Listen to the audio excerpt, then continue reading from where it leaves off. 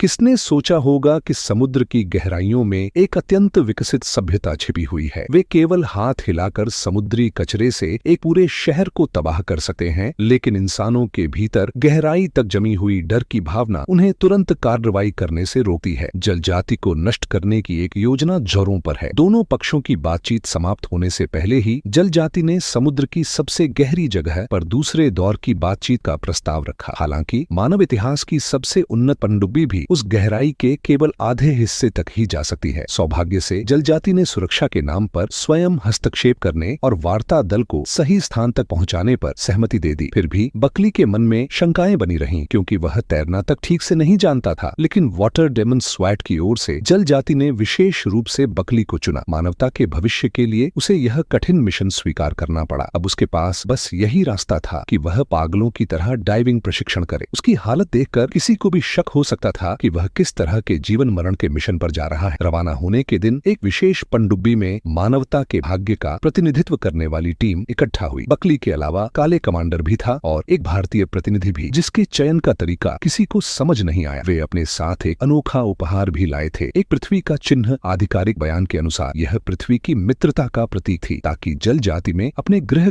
के प्रति पहचान की भावना जागृत की जा सके। सब कुछ तैयार था। कई प्रतिनिधि इतिहास की सबसे मजबूत पनडुब्बी में ठूंस दिए गए, जैसे डिब्बे में बंद मछलियां। और जब कर्मचारियों ने आखिरी पेंच कस दिया तो केबिन का पिछला दरवाजा बंद हो गया। केबिन में मौत जैसा सन्नाटा छा गया। बकली को महसूस हुआ कि पनडुब्बी को धीरे धीरे नीचे उतारा जा रहा है। सभी सिस्टम तैयार हुआ, हम रवाना हो सकते हैं। इसके बाद मानो कचरे की तरह उसे समुद्र में फेंक दिया गया। चारों ओर की रोशनी तेजी से निगल ली गई और कानों में केवल स्टील के दबने की आवाज रह गई। माहौल हल्का करने के लिए प्रतिनिधियों ने मजाक शुरू किए। कोई हंसते हुए कहता है कि यह मौत की ओर दौड़ने वाली वार्ता है, जबकि जमीन पर बैठे लोग गुप्त रूप से युद्ध की योजना बना रहे थे। ब्रिटेन की संसद में अमेरिकी प्रतिनिधि डे ने अपना नया हथियार दिखाया, एक बर्फीला बम जो पानी के भीतर इस्तेमाल किया जा सकता है। साफ था कि वे जल जाति को पहले ही दुश्मन मान चुके थे। शांति वार्ता की कमांडर केट ने याद दिलाया कि वे युद्ध विराम पर बातचीत कर रहे हैं और इस समय कूटनीति पर ध्यान देना चाहिए। लेकिन वहां मौजूद अधिकांश शक्तिशाली लोग बल प्रयोग के पक्ष में थे, क्योंकि उनके अनुसार पृथ्वी का मालिक केवल एक ही हो सकता है। कई परिवारों की आर्थिक किस्मत विमान उद्योग पर निर्भर थी और वे डरते थे कि जल जाति इसे काट देगी। इसलिए वे पूरी मानवता को जोखिम में डालने को तैयार थे। हर कोई अपनी बात कह रहा था, लेकिन लगता था कि शांति वार्ता की नेता केट की आवाज कमजोर पड़ रही है। इस क्षण मानव स्वार्थ और लालच पूरी तरह उजागर हो गए। 5 प्रजातियों के भाग्य का फैसला करने वाली यह बातचीत शुरू होने से पहले ही गहरी साजिश में घिर चुकी थी। इसी समय पनडुब्बी जोर से कांपी और संकेत मिला कि वे समुद्र तल से 25,000 मीटर नीचे पहुंच चुके हैं। यह रोमांस सागर की वह गहराई थी जहां इंसान कभी नहीं पहुंचे थे। लोगों को सांस लेने तक का मौका नहीं मिला कि उन्होंने महसूस किया कि पनडुब्बी को किसी अज्ञात शक्ति ने खींच लिया है। यह निश्चित ही जलजाति की चाल थी। दूसरों के हाथ में अपनी किस्मत होने का एहसास बेहद घुटन भरा था। कंपन रुकते ही केबिन का बड़ा दरवाजा खुल गया, लेकिन पानी अंदर नहीं आया। बाहर निकलने पर उन्होंने देखा कि अथाह समुद्र को एक चमकती रोशनी ने रोक रखा है। दीवारें और छत मानो सांस ले रही हो। यह जल जाति की ऐसी जैविक तकनीक थी जिसे इंसान समझ भी नहीं सकता। सभी के स्तब्ध रहने के बीच एक साफ आवाज गूंजी, स्वागत है। स्वाट जल जाति का प्रतिनिधि सामने आया। उसने सभी के ऑक्सीजन मास्क उतारने की कोशिश की। जब कोई नहीं हिला तो वह बकली के सामने रुकी और खुद उसका हेलमेट उतार दिया। बकली हैरान रह गया कि यहाँ की हवा जमीन जितनी ही ताजा थी। दूसरों ने भी यही महसूस किया और जल जाति की तकनीक से एक बार फिर चकित हो गए। स्वाट मानव प्रतिनिधियों को भीतर ले गया और बताया कि जल जाति वास्तव में एक समुद्री खानाबदोश सभ्यता है, जिसके भीतर कड़े स्तर विभाजन है। बकली ध्यान से सुन रहा था कि अचानक उसने मुड़कर देखा। उसके सभी साथी गायब थे। छोटे से स्थान में अब केवल वही और स्वाट बचे थे। माहौल अजीब हो गया। स्वाट ने बकली को थाम लिया और बकली ने अपने जीवन में पहली बार ऐसी गर्माहट महसूस की। उसका दिल तेज धड़कने लगा। विचार पानी की तरह बहने लगे। स्वाट मानो सब कुछ देख सकती थी। उसने बकली के भीतर शांति की गहरी इच्छा साफ महसूस की और कहा, तुम और मैं बदलाव ला सकते हैं, हमारी प्रजातियों के बीच के संघर्ष को खत्म कर सकते हैं। लेकिन यह पल ज्यादा देर नहीं टिका और तभी काला कमांडर वहां आ गया। स्वाट का चेहरा ठंडा पड़ गया। थोड़ी देर बाद वे एक विशाल सभागार में पहुंचे, जहां बहुत सारे रहस्यमय जल योद्धा चुपचाप खड़े थे। उधर केट को अचानक एक आपात कॉल मिली। उच्च स्तरीय कॉल्स की निगरानी में एक शब्द बार बार दोहराया जाने वाला शब्द मिला। इससे पहले कि केट और पूछ पाती, उसके सिर पर एक लाल निशान उभरा। सौभाग्य से बॉडीगार्ड ने तुरंत केट को गिरा दिया। उसी समय समुद्र के नीचे वार्ताकारों ने स्वाट के सामने शांति का प्रतीक रखी। तभी बकली ने उस पृथ्वी के प्रतीक प्रतीक के भीतर फैलती लाल रोशनी देखी उसने चिल्लाया और उसे आगे धकेल दिया और एक भयानक विस्फोट ने पूरे स्थान को चीर डाला। सेना हमला करने ही वाली थी कि स्वाट ने बकली को पकड़कर समुद्र की ओर छलांग लगा दी। हजारों मील दूर जमीन पर भी एक भयानक साजिश सामने आ चुकी थी। केट ने टीवी पर एक आधिकारिक बयान देखा जिसमें स्वाट ठंडे स्वर में कह रही थी कि वह मानव राजनयिकों का मांस अपने वंश को खिलाएगा और समुद्र को पूरी तरह बंद कर देगा। इस बीच स्वाट बकली के साथ समुद्र की ओर लौट रहा था, लेकिन उन्हें हेलीकॉप्टर ने देख लिया। वापस लौटने के बाद बकली ने संयुक्त राष्ट्र को सच्चाई बताई, लेकिन उसकी बात तूफान पैदा नहीं कर सकी। स्वाट को एक धातु के टैंक में बंद कर दिया गया, मानो वह कोई जानवर हो। उसे ले जाने वाला ड्राइवर बकली का पुराना परिचित दोस्त था। बकली का दिल टूट गया। उसने मौका देखकर चाबी चुराई, ट्रक चलाया, टैंक को समुद्र में धकेला और खुद भी कूद गया। उसी पल मानवता का नायक बकली दुनिया का सबसे बड़ा गद्दार बन गया। दोनों ओर से पीछा होता रहा। फिर स्वाट ने फुसफुसाकर कहा, हमें छिपना चाहिए। ठंडे समुद्र की तुलना में उसे जमीन की गर्माहट ज्यादा पसंद थी। जलजाति के समाज में न परिवार है न प्रेम। वह इंसानों की भावनाओं से ईर्ष्या करती थी। दोनों के शरीर धीरे धीरे एक दूसरे के और करीब आ रहे थे और स्वाट ने महसूस किया कि बकली की धड़कन तेज हो रही है। जब उसने पहले समुद्र के बारे में सोचा था तब भी सामने वाले की यही प्रतिक्रिया थी। अगले ही पल स्वाट ने पहल करते हुए उसे किस कर लिया। खिड़की के बाहर की रोशनी अभी तक घूम रही थी। सैनिकों की तलाश जारी थी, लेकिन इस गर्म इमारत के भीतर दोनों के बीच एक नजदीकी बढ़ रही थी। दोनों के भविष्य के लिए बकली ने वेल्स के पहाड़ी इलाके में भागने की योजना बनाई। वहां वह पीछा करने वालों से बच सकता था, साथ ही वहां स्वाट के लिए भी पर्याप्त पानी और सांस लेने की जगह थी। लेकिन एक अपराधी की पहचान होने के कारण वह ऐसा सीधे नहीं कर सकता था। बकली ने एक राहगीर का फोन छीनकर तोड़ दिया और रात का फायदा उठाते हुए चुपचाप अपनी बेटी को फोन किया ताकि वह उसकी पत्नी की कार लेकर बाहर निकल सके। बकली को लगा था कि उसने पूरी सावधानी बरती है, लेकिन उसे नहीं पता था कि उसकी पत्नी और बेटी पर 24 घंटे खड़ी निगरानी रखी जा रही थी और वे उसी पार्किंग स्थल पर उसका इंतजार कर रहे थे जहां उसे स्वाट को लाना था। तभी उसे अपनी पत्नी की घबराई हुई आवाज सुनाई दी। उसी समय पुलिस मौके पर पहुंच गई और अंधेरे में घात लगाए बैठे सैनिक भी सक्रिय हो गए। चारों दिशाओं से दोनों को सैनिकों ने घेर लिया। ये सैनिक अलग अलग गुटों में बटे हुए थे, एक तरफ के सैनिक और दूसरी तरफ के सैनिक। पहला गुट केट के नेतृत्व वाली संयुक्त राष्ट्र की विशेष टुकड़ी थी जो स्वाट को जिंदा पकड़ना चाहती थी ताकि दोनों जातियों के बीच समझौते की गुंजाइश बनी रहे। दूसरी तरफ जल जाति के ईगल जनरल की टुकड़ी थी जिसने साफ कहा था कि उसे केवल एक लाश चाहिए ताकि अध्ययन किया जा सके। स्वाट को लेकर दोनों पक्ष पीछे हटने को तैयार नहीं थे। जैसे ही माहौल बेहद तनावपूर्ण हो गया, स्वाट ने चिल्लाया और उसकी आवाज मानो आत्मा को चीर देने वाली थी। वहां मौजूद सभी लोग दर्द से कराह उठे और अपने कान ढक लिए। इसी अफरा तफरी के बीच उसने प्रेम से बकली की ओर देखा, फिर मुड़ी और पुल से नीचे कूद गई। यहीं पर the war between the land and the sea के तीसरे एपिसोड और चौथे एपिसोड की कहानी समाप्त होती है। अगर आपको कहानी पसंद आई हो तो आगे भी जुड़े रहिए। अगली बार फिर